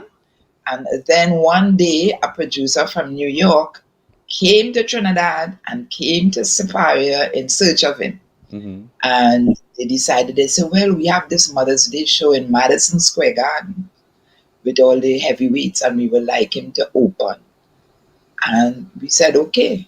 And we went, and then in that picture, you will see Sparrow, Kitchener, and Shadow lifting him up as if lifting him up and presenting him to the world as the next king. Wow. So I decided, it was a picture that was sent to me by Everybody's Magazine. And I said, this is what I'm going to use. Mm-hmm. And I think it was his presentation to the world as the King of Soca at the age of 9. You know, we didn't know how it will turn out, but it did. Yeah, they had the foresight, and they were true to that foresight indeed, and so they lifted him up, and so the world has received him, and the world continues to receive the King of Soca in Machel Montano. And even after all of these 43 years, he is still performing, he is still producing great hits. He is so true to what they have decreed for him, and so we do too. The book is now available, therefore, for a lot of people to be able to see for themselves. I know that you're doing a book tour of it, and let's talk a little bit about when you're coming to Barbados, girl, and to bring this book so we can get a copy ourselves. Well, I had a part one of my book tour. Mm-hmm. And then last year, when Machel celebrated 50 years, I decided that I will repackage the book in a gold case looking like a vinyl. Whoa. And I will start part 2 in 2025, celebrating that part of 50 years of age with 43 years of experience. Mm-hmm. Just that the book only contains 40 of those 43 years. And I decided, I had to do the Caribbean because I had only done one Caribbean country in the first phase, which was Jamaica, mm-hmm. where I studied at UB.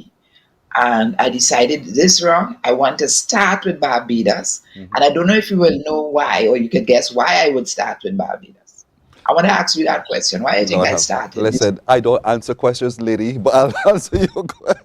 Machel came to Barbados when he was quite young. I know. He performed here, received huge applause. I'm not sure if that is why. Is that the why? That is one of the whys. Okay. Is it also the place where Machel visited most in the region to perform? No. That's not the answer either? Well, let me give you the answer. Tell me the answer. Machel's, I should say 90% or 99% of his band is made up of musicians. That is true. Yes, you're absolutely right. That is true. That is it. Yes. So that's the main one. And then, as you said, in 1987, at the age of 12, Machel became the first Trinidadian and the youngest ever to win the Caribbean Song Festival. Yes, yes. And he was just 12, and everybody else were adults. I remember that well, indeed. You're quite right. So you're coming to Barbados. You're bringing the King of Soca, the book, to Barbados so that we can all engage with. When are we expecting to see you and see it? It's on Friday. This Friday? This Friday at the Errol Barrows Center for Creative Imagination at Keyville.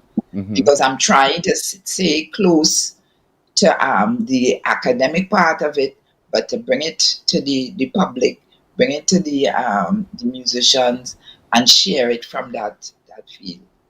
Wow. So at the Errol Barrows Center for Creative Imagination, folks, Friday is where the book will be launched. Elizabeth Lady Montano will be there. And so we have an opportunity now to come hold the book in our hands, turn the pages of the book ourselves, look at the uncomfortable truths as told by Mummy herself, Elizabeth, Lady Montano, about Machel. Look at all of his accomplishments as well. We know him so well. That is why we have to have the book ourselves. This, I think, will make a really, really great gift. What time at the Arabaro Center for Creative Imagination is the launch? It's at 6 p.m. on Friday. Okay, 6 on Friday. And you'll be there, I suppose, also to autograph, right? You'll be doing autographs? Yes, I'll be. Yes. Good. So we're purchasing on the spot, we're autographing on the spot, we are getting an opportunity to talk up close to the mother of Machel Montano, to learn from her about this little boy who at 5 years old did a cassette tape recording of he and his brother. He was the host, he was the everything, all in one. And from that sprung the world's greatest, the king of soca to the world. And so, you know, that's what's, say it again in my ear. I'm asked to ask you, would you have that deluxe edition, the one that you have in the gold vinyl? Yes, that's what I'm bringing. That's what we're getting? Yes, definitely. And with it, if you buy it on spot, you get a chocolate, and the chocolate you will get is that is a picture of him on the chocolate where he was singing "Dream Girl," the song that you won with. Caribbean song. That's a chocolate that we've kept forever. You know that, right? Nobody's gonna bite that chocolate at all. That's a keepsake. That is a chocolate that will be preserved. That is so beautiful indeed. You get that true vinyl deluxe copy, folks, yourself on Friday in the Arabaro Center for Creative Imagination. We have to be there. It begins at 7 in the evening. You have to be there. If you're a musician. 6 o'clock, sorry, 6 o'clock, Arabaro Center for Creative Imagination. You get the copy, you get the chocolate, you get it autographed, you hold in your hand a keepsake, you get Masha's life in your hands, literally. We have every song that he's ever produced and sung. We have that already. We have all of his albums. We have everything. Now get the book. Get the book to complement everything else. Get the chocolate as well to complement fully everything else as well. This is truly an occasion not to be missed. So musicians, lovers of music, listeners, people in the media, everyone who knows Machel Montano has to be there and has to get. And so I want to encourage all of you this Friday. It's hosted by Miss Williams, and so we want all of you to come. It's the book launch. And we want you to come, really come, folks. The King of Soca in the Arabaro Center for Creative Imagination, beginning at 6. You got to be there. Elizabeth, Lady Montano. Beautiful host. Sorry? Miss Williams. I say you have the beautiful host, Miss Williams. Yeah. Also, if you pre-order the book, you will get it signed by Machel before I leave. So how do we pre-order? How do we pre-order? How do we pre-order? It's there. They could send in Aliza, ALZZAH, at machelmontano.com. Okay, I got that. I want to pre-order, so I want Machel's fists right in my his name in my book. Indeed. So we're gonna go online.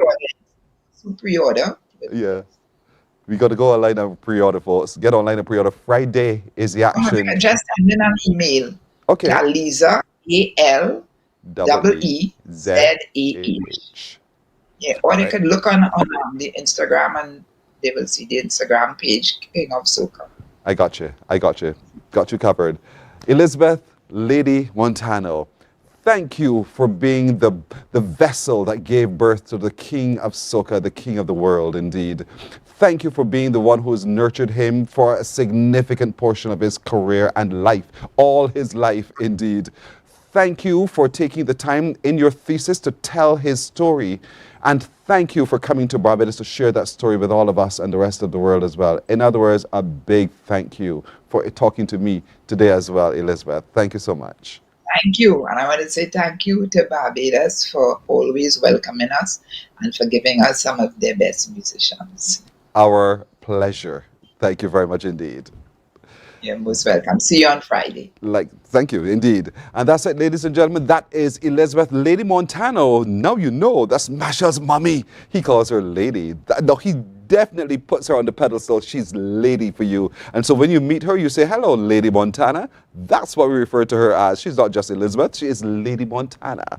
Marshall decreed it, so he's the king of soca after all, and he has the power to say so, indeed. He does it like a boss.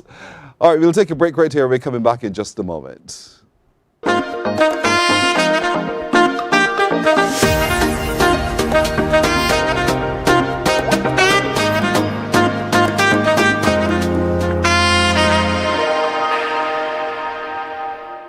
Welcome to Nature's Discount, the ultimate health food store.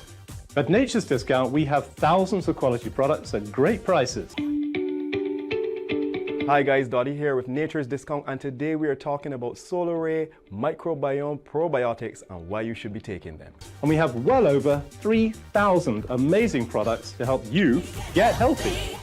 For your health tips, tune in to CBC TV 8 every Monday, Tuesday, and Thursday for Nature's Discount, sponsored by Get Healthy Incorporated. 98.1 The One, your number one party station. With an audience from 18 to 40, we keep you engaged, energized, and entertained. Choose 98.1 FM, The One.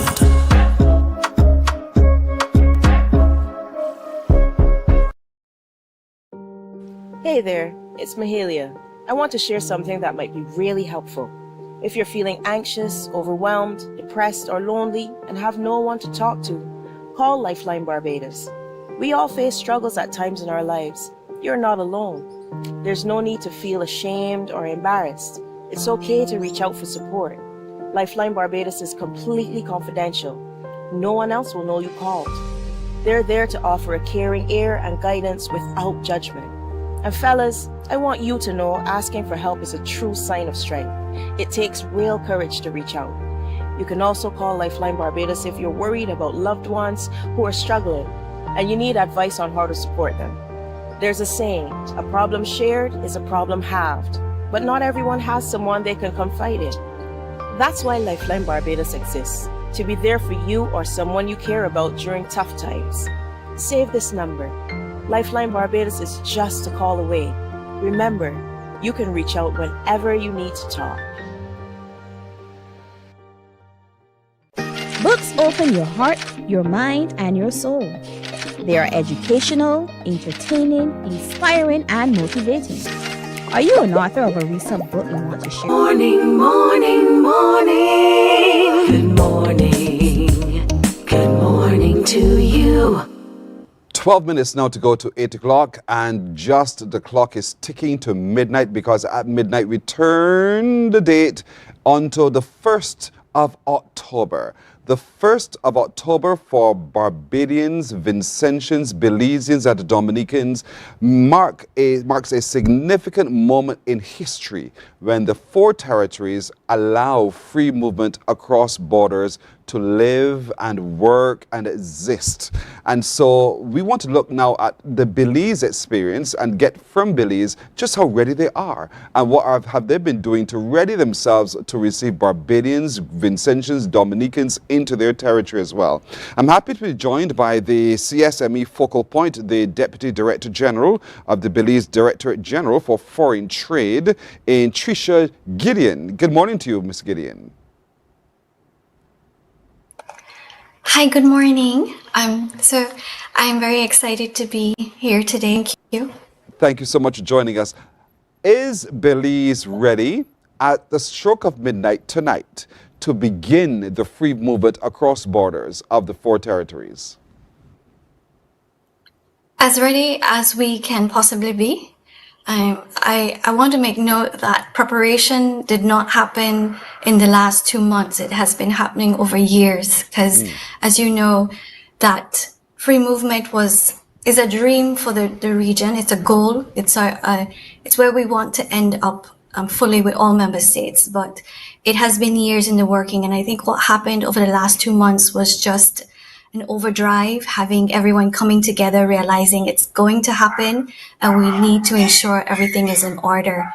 So we have been engaging all the agencies, which have been very helpful in getting things moving. And the primary agencies, as you know, are education, health, because these are very explicit in the decisions. And so we have to ensure that when nationals arrive, that they are being treated like Belizeans. So I want to make it clear that I think all member states have been preparing for years for this, and now 4 have come together to really make it come alive.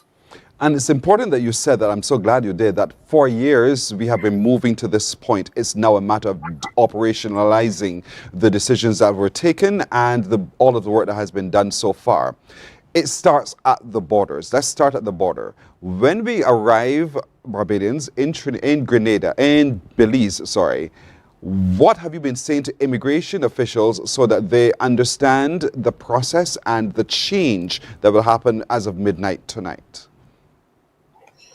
So we have developed a stamp for these nationals from Dominica, St. Vincent and Barbados, and it will indicate, you have received an indefinite stamp. It will be a physical stamp in your passport, unlike Barbados, which will be digital, and that will indicate that you have the right to work here and stay here. It would also have an annotation if you have a spouse who is not a CARICOM national, and it will indicate you are a spouse or a dependent of that CARICOM national. So the burden of proof is upon the national to prove their relationship with their family. So once I am from Barbados, I arrive in Belize, I have my CARICOM passport, I go to the immigration officer, they stamp my passport indefinite stay. If I have a family, I indicate my family members and I prove my relationship with them. If I wish to stay, I indicate that to the immigration officer, and they input that data into the information system there, and they gather all of that, and then they indicate to the national. If you choose to remain, as you have indicated here, you need to register at the Social Security Board in any of the offices across the country.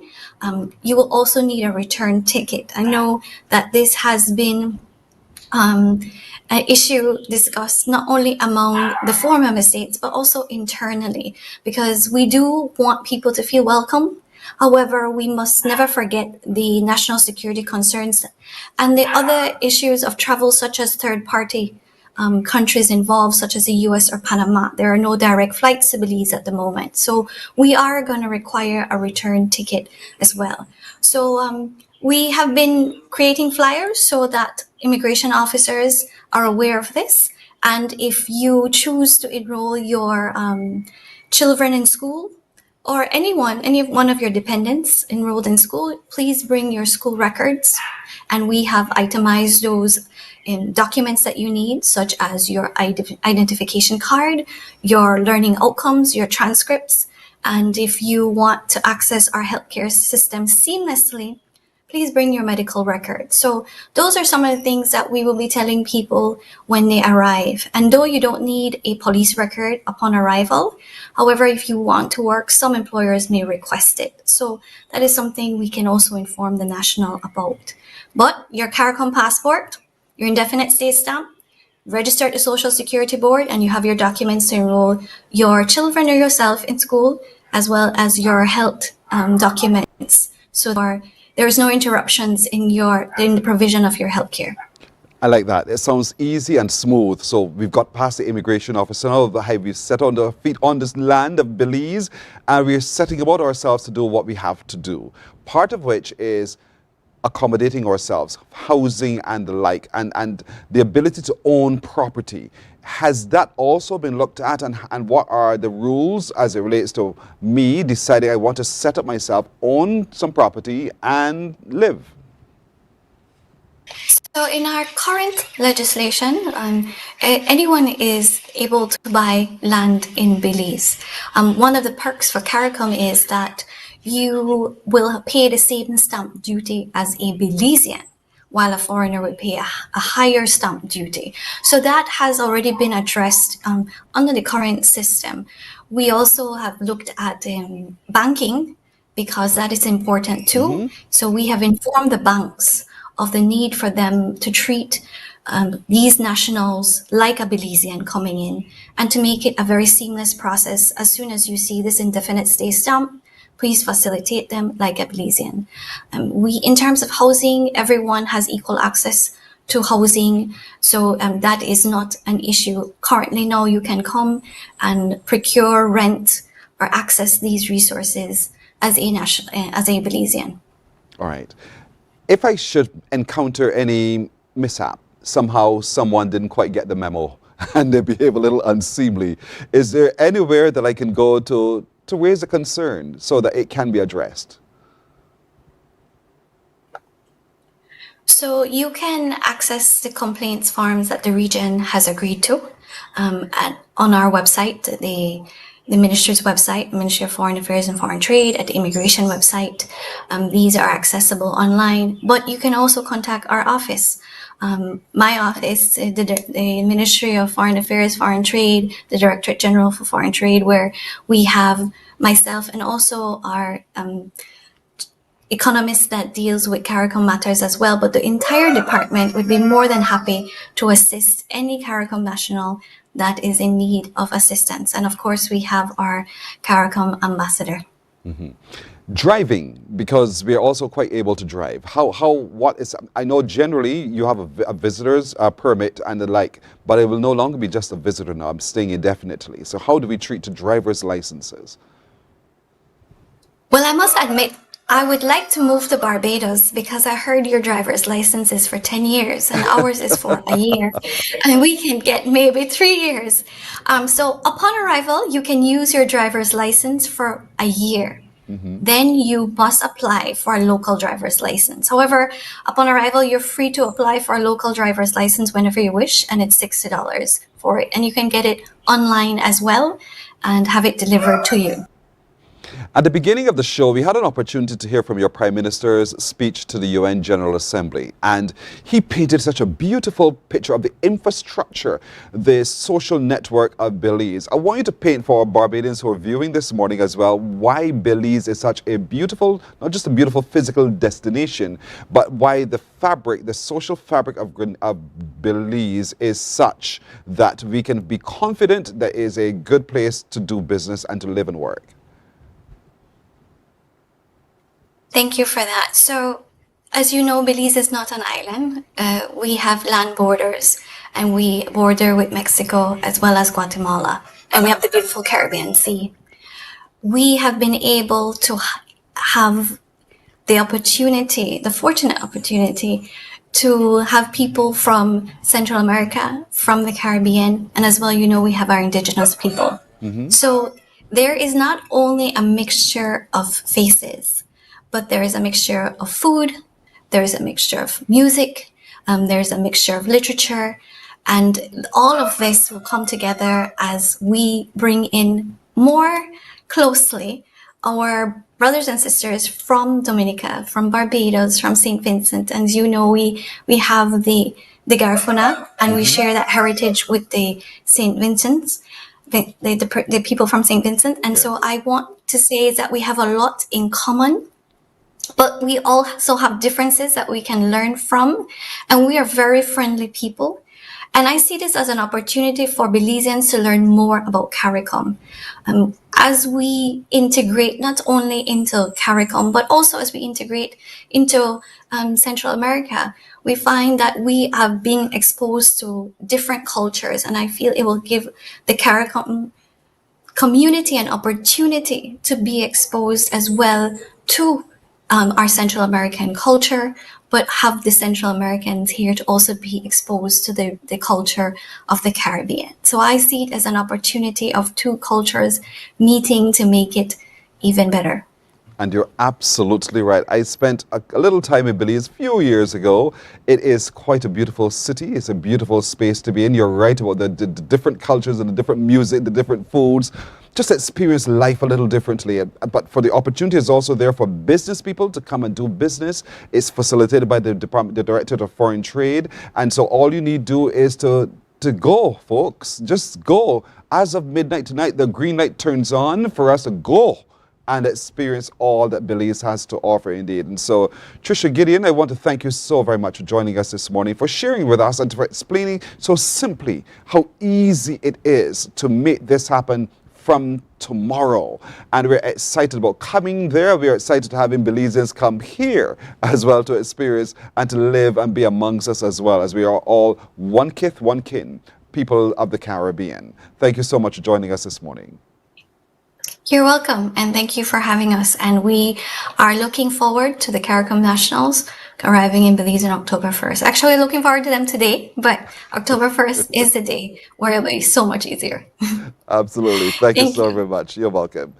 And that's it for today, everybody. I thank you so much for keeping company. My little crew joins me in wishing all of you a great today. Be the will of the Lord. We'll see you tomorrow. Bye-bye.